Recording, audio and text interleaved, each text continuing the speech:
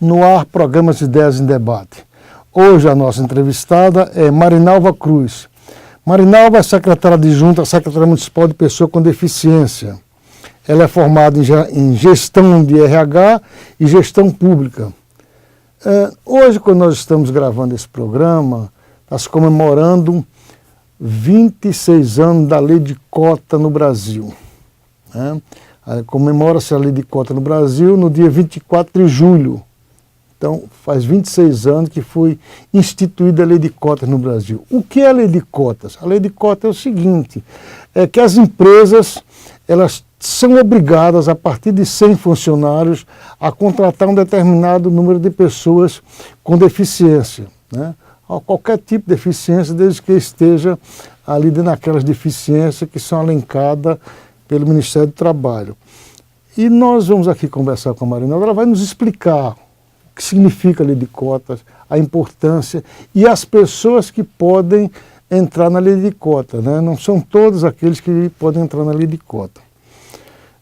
Marinalva, agradeço pela tua participação aqui e eu gostaria que você me dissesse inicialmente o seguinte: 26 anos o Brasil está comemorando a implantação da Lei de Cotas, né?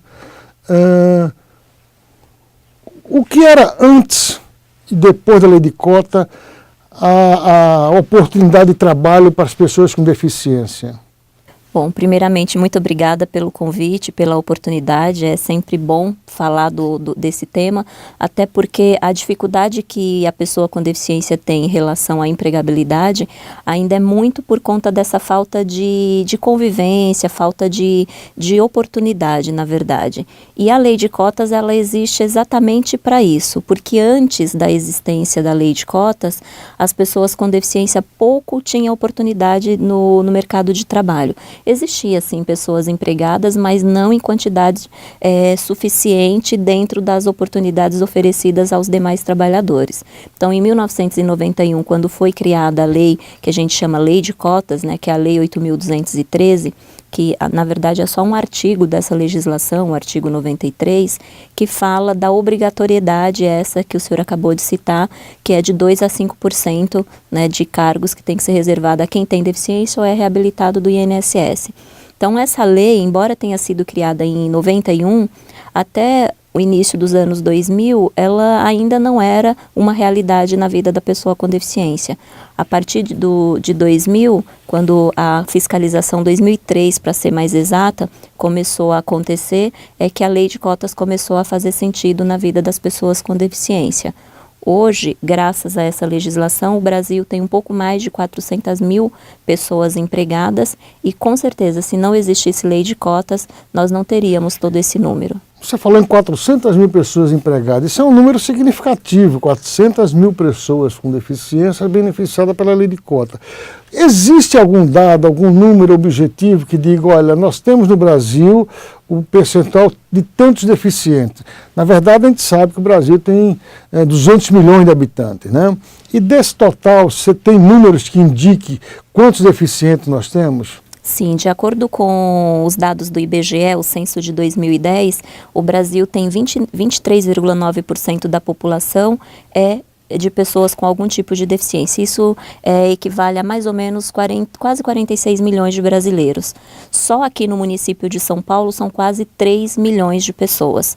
Ou seja, existe um número bastante significativo de pessoas com deficiência, isso no município, no estado, no Brasil de modo geral, mas embora seja um número bastante significativo de inseridos no mercado de trabalho, ainda é muito, isso não representa nem 50% do total de vagas que deveriam ser preenchidas, que a lei exige, né? Agora, você falou em 46 milhões, é um número realmente significativo, é maior do que muitos países, aí, maior do que a Argentina, por exemplo, entendeu?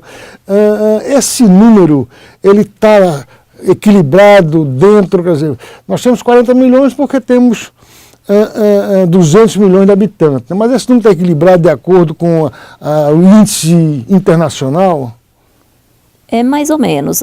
Quando se fala de mercado de trabalho, é importante destacar que nem todas as pessoas que respondem o censo, respondem às pesquisas, dizendo ser uma pessoa com deficiência, não necessariamente essa pessoa que tem um determinado tipo de deficiência, ela é considerada quando o assunto é mercado de trabalho, né? Então, entre o número de pessoas que os dados do IBGE aponta como sendo pessoas com deficiência, nem todos serão contratados, incluídos no mercado de trabalho via lei de cotas. Isso não quer dizer que a pessoa não pode trabalhar. Agora, esses 46 milhões, 23,9% da população, existem pessoas que é deficiência adquirida ou são pessoas que nasceram com esse tipo de deficiência? Não, hoje a maioria absoluta das pessoas com deficiência do nosso país, elas não nasceram com uma deficiência, elas adquiriram ao longo do tempo. Então, a maioria por acidente de trânsito, violência, acidente de trabalho, doenças que com o passar do tempo foram evoluindo e trouxe alguma sequela que caracteriza a deficiência. Então, a minoria são pessoas que já nasceram com uma deficiência. E aí é um dado também importante para se pensar na prevenção, porque a gente fala muito de quem já nasceu com a deficiência, mas a nossa realidade hoje é bem diferente. A maioria absoluta adquiriu com o passar do tempo. Você falou em pessoas com deficiência vítimas de acidente de trânsito. Esse número é significativo? Muito. Muito. E tem outras questões, né? A gente fala do emprego, do mercado de trabalho, mas é importantíssimo lembrar que esses dados, principalmente falando de acidente de trânsito, isso acaba tendo um impacto significativo nas questões de saúde. Porque muitas vezes, né, por atender de forma emergencial as vítimas de acidentes de trânsito, recursos que poderiam ser investidos, né, em outras áreas e até em pessoas que estão aí na fila aguardando por um tratamento, por uma cirurgia, então muito desses recursos acabam sendo destinados para essas questões de trânsito, né? Me diga uma coisa, você está me falando em vítimas de acidente de trânsito, né? O Brasil ainda é muito, sabe, os veículos não são veículos com segurança eficiente para proteger o passageiro, entendeu? Aos poucos vamos adquirindo aí veículos mais seguros. O motorista brasileiro também é um motorista que não é muito disciplinado, né? A gente sabe pela legislação, né? Recentemente, eu falo recentemente porque é coisa não chega a 10 anos, né? A perda da carta por embriaguez ao volante, até um pouco tempo você dirigia embriagado, provocava acidente e não acontecia quase nada, né?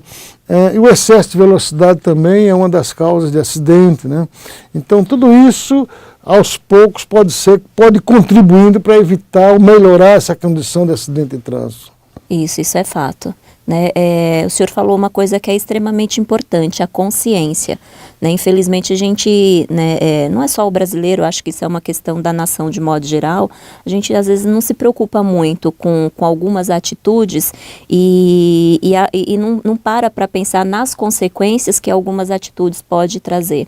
Né? Você vê muitos casos de pessoas que adquiriram uma deficiência numa simples brincadeira de fim de semana com os amigos, um mergulho, né, de um jeito errado, e aí isso traz um comprometimento, uma deficiência, enfim, são várias situações. Então eu acho que seja no trânsito, seja no ambiente de trabalho, é importante pensar na prevenção, para que esse número no nosso país, né, não continue aumentando.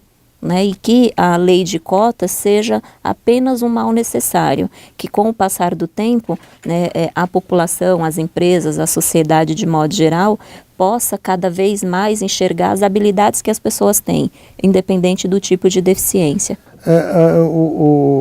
Marinalva, o seguinte, por exemplo, né, no Brasil você disse que o índice de acidente de trânsito, pessoas que acabam, né, adquirindo deficiência por causa de acidente de trânsito é muito grande. Eu queria saber o seguinte, isso também a nível internacional está dentro da média ou nós estamos além daquilo que era desejável? A questão das deficiências adquiridas, isso é uma questão mundial, né? Não é só Brasil. né? Cada país tem lá a sua particularidade, mas no Brasil, especificamente, falando de acidentes de trânsito envolvendo moto, o número é bastante assustador. Envolvendo motos. Isso. E o Brasil não é o líder em mercado de motociclistas, né? Existem países que têm, né? A Itália, por exemplo, a gente sabe que tem o uso da motocicleta é muito grande, nos Estados Unidos também, né? Mas me diga uma coisa, Marinalva, nós estamos falando de lei de cotas no mercado de trabalho. Como funciona, né, a inclusão do deficiente na questão educacional? Existe no Brasil, vocês têm esses dados, existe no Brasil assistência para as pessoas com deficiência na área educacional? Eu falo educacional desde o primeiro momento, né? A educação desde o primeiro momento. Olha, no papel a gente tem boas leis, né? Tanto nas questões relacionadas à educação, a trabalho, enfim. Então eu digo que em lei o nosso país é bom, né? De fazer, de criar, mas de executar eu acho que a gente ainda precisa avançar muito. A gente tem várias leis e a LBI, que é a Lei Brasileira de Inclusão, a mais recente, que trata dos direitos da pessoa com deficiência, entre tantos os direitos, tem lá o que diz respeito à educação. Mas na prática, essa educação ainda não é tão inclusiva quanto ela é no papel. Então ainda precisa assim que professores, que as escolas sejam acessíveis não só na questão da estrutura física, mas que tenham materiais adaptados, que tenham professores capacitados para lidar com essa diversidade. Agora, Marinalva, alguém é responsável por não funcionar. A lei existe, mas ela não é aplicada porque alguém é responsável. O Estado seria um dos responsáveis pela não aplicabilidade da lei? Estado, município, governo federal, enfim, todos têm sua parcela de responsabilidade nesse processo.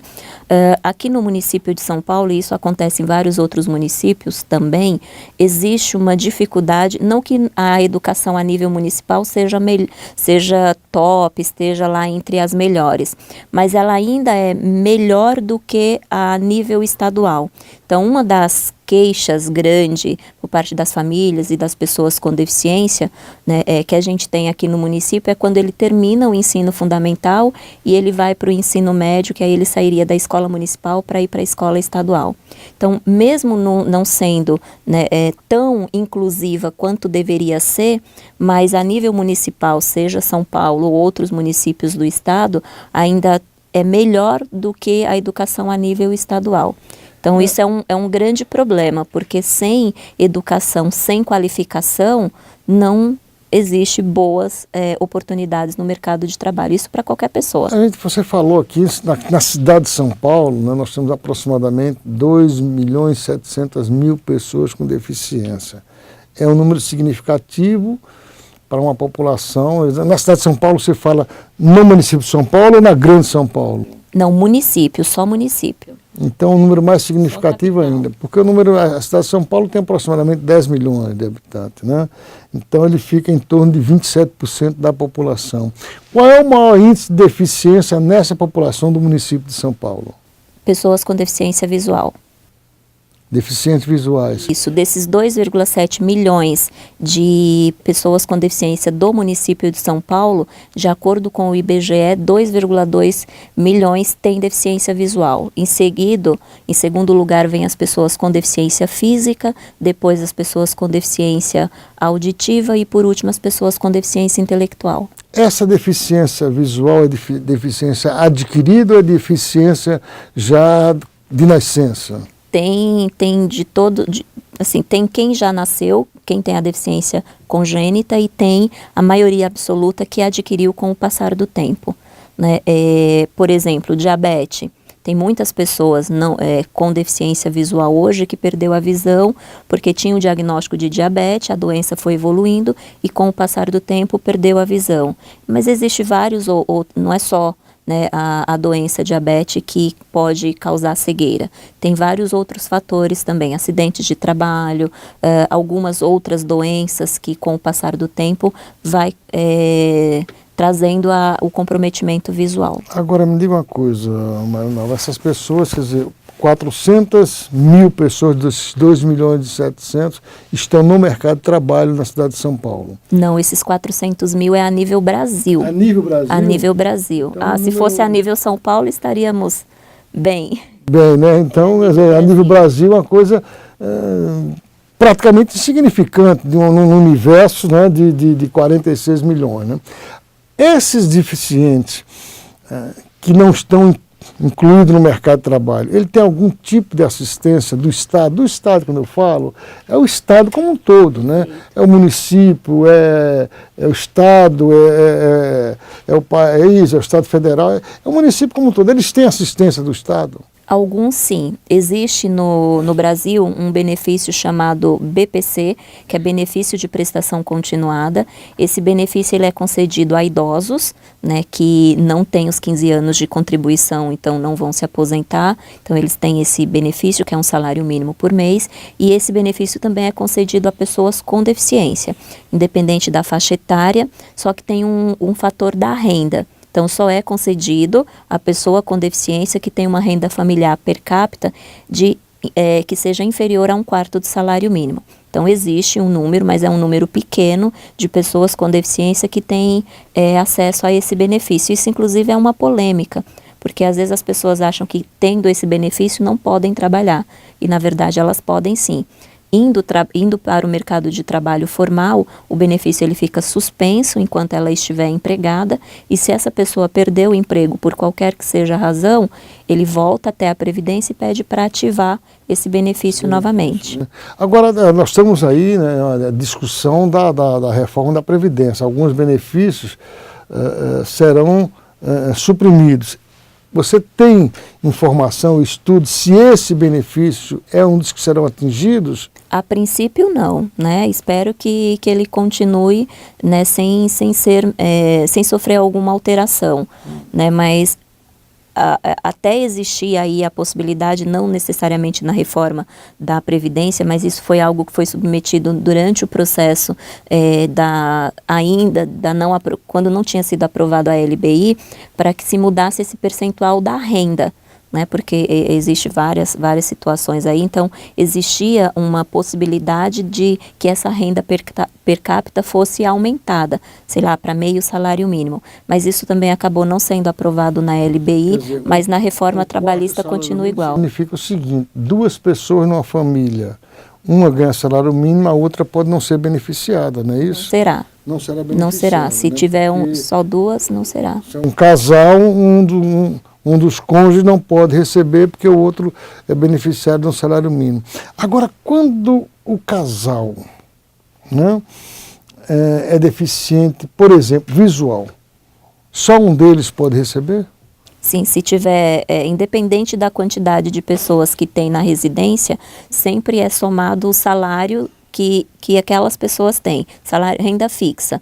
Então, se tiver 2 pessoas, se um dos 2 tiver um salário mínimo, por exemplo, se dividir por 2 vai dar mais de 1/4 do salário mínimo. Então, só uma pessoa teria direito, né? Se essa que já tem um salário mínimo, seja o próprio BPC, por exemplo, o outro não teria direito. Existem casos específicos onde, né, as famílias acabam recorrendo à justiça e, dependendo da situação, acaba tendo esse direito assegurado, mas são casos específicos, enfim, que são tratados de formas individualizadas. Marinalva, nós vamos fazer um rápido intervalo, né, e depois eu queria discutir com você se, né, essa lei de cotas, o que foi de benefícios que ela trouxe para as pessoas com deficiência.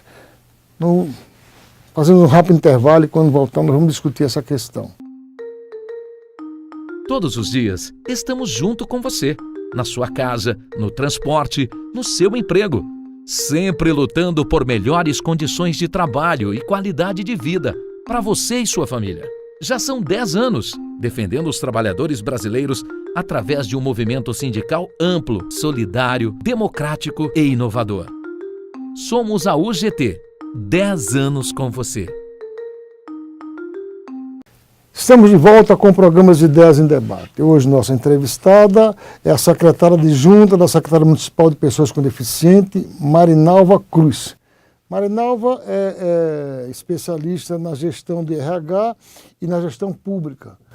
Nós estamos aqui fazendo esse programa exatamente no dia 24 de julho, dia que se comemora 26 anos da Lei de Cota no Brasil. Lei de cota que infelizmente foi necessária. Necessária por quê? O que significa a lei de cota? Lei de cota significa que as empresas, a partir de 100 funcionários, elas são obrigadas a fazer um determinado número de contratações. Uma empresa com 100 é obrigada a contratar 2 e assim sucessivamente. E essa lei foi fundamental para incluir no mercado de trabalho pessoas com deficiência. Segundo dados do IBGE, que a Marinalva aqui nos falou, existe no Brasil, no universo de 200 milhões de habitantes, 46 milhões de pessoas têm algum tipo de deficiência. Muitas deficiências congênitas, ou seja, nasceram com aquela deficiência. Outras deficiências adquiridas ao longo da vida. E um detalhe muito importante para você que está aí nos assistindo. O grande número de deficientes hoje no Brasil são pessoas vítimas de acidente de carro. Quer dizer, acidente de trânsito, na verdade, não é só acidente de carro. Acidente de trânsito e principalmente acidente com moto. Você que é motoqueiro, tenha muito cuidado ao transitar pelas vias desse Brasil afora.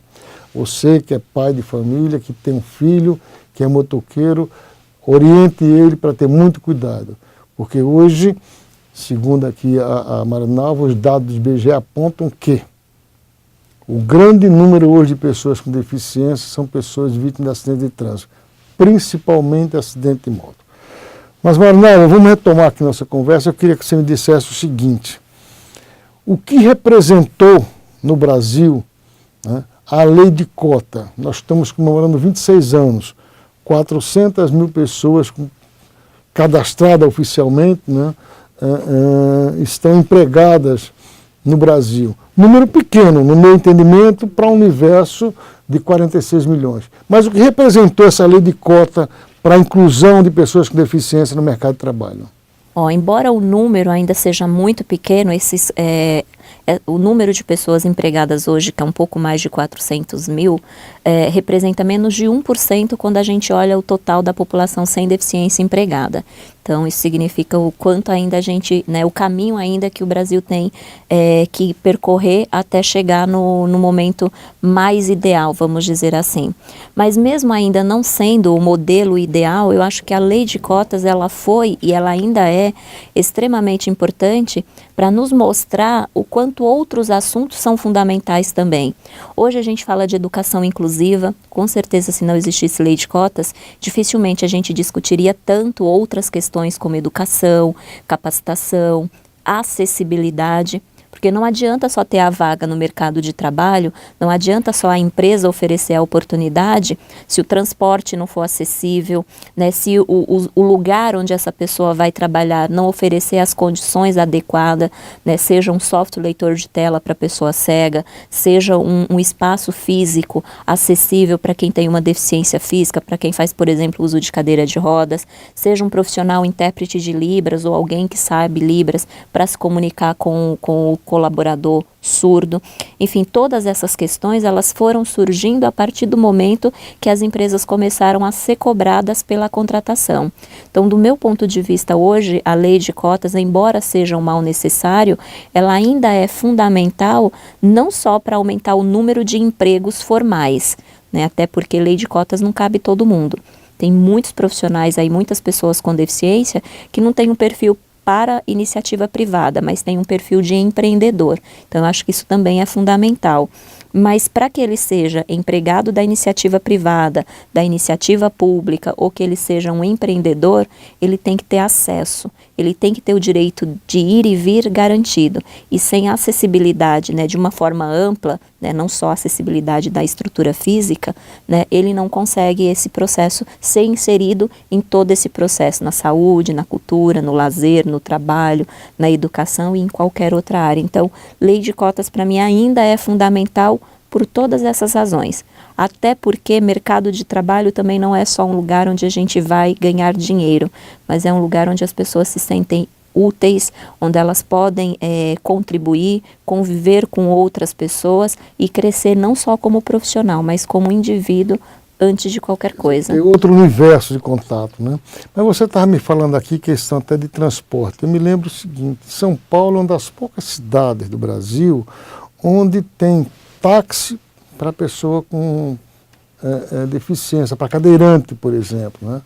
O que é que falta para que esse número de 400 mil, ou seja, 1% ainda daquelas que estão aí precisando entrar no mercado de trabalho, pessoas com deficiência, o que é que falta para que sensibilize, né, o empresário, sensibilize, né, aqueles que podem possibilitar a inclusão dessas pessoas no mercado de trabalho, para que esse número aumente?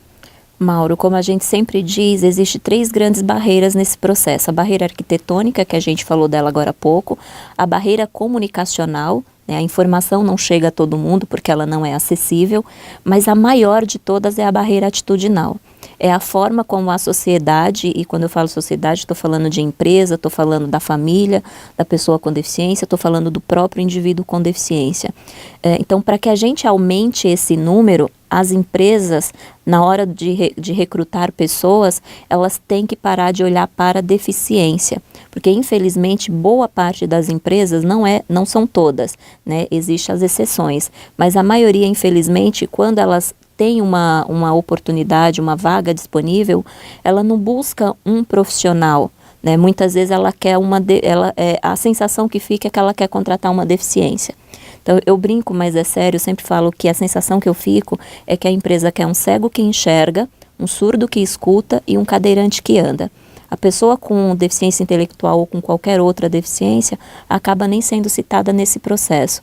Então, para que a gente aumente esses números, a sociedade, de modo geral, precisa olhar para as pessoas e enxergar a pessoa antes de qualquer coisa, olhar qual é a sua habilidade, qual é a sua competência, né, qual é a experiência que ela tem, qual é a formação dela, porque a deficiência é só uma característica, assim como tantas outras, né? Então, eliminando essa barreira ou diminuindo ela, a gente com certeza vai aumentar esses números, até porque a pessoa com deficiência, ela também é um consumidor. Então, se ela está trabalhando, ela também vai querer viajar, ela também tem seu momento de lazer, ela também vai aumentar a renda, ela vai aumentar ali, vai contribuir para o crescimento daquela região onde ela mora. Marinalva, televisão é tempo e nosso tempo, né, está chegando ao fim. Eu te agradeço, né, pela tua participação, pela tua entrevista, e quero deixar aqui um recado para você que está aí nos assistindo, né? Aliás, 2 recados. Você, empresário, né, olhe com mais atenção. Não precisa esperar que a sua empresa chegue ao número de 100 funcionários, né? Incluir é muito importante. Incluir é cidadania, né? O deficiente, às vezes ele pode ter uma deficiência, mas ele não é um deficiente intelectual. Ele pode desenvolver importantes trabalhos de projetos na sua empresa. E você aí, jovem, você pai de família, muito cuidado, muita atenção nas leis de trânsito, muito cuidado, muita atenção quando for dirigir uma moto, muito cuidado, muita atenção quando for um bar, tomar uma cerveja com os amigos, né, deixa a chave do carro em casa, né, não se arrisque, porque dados aqui apontados pela Marinalva, o número de deficientes vítimas de acidente de trânsito no Brasil é muito grande, é significativo. E se houvesse mais cautela por parte da população, isso poderia ser evitado. Muito obrigado, agradeço pela sua audiência e até o próximo programa.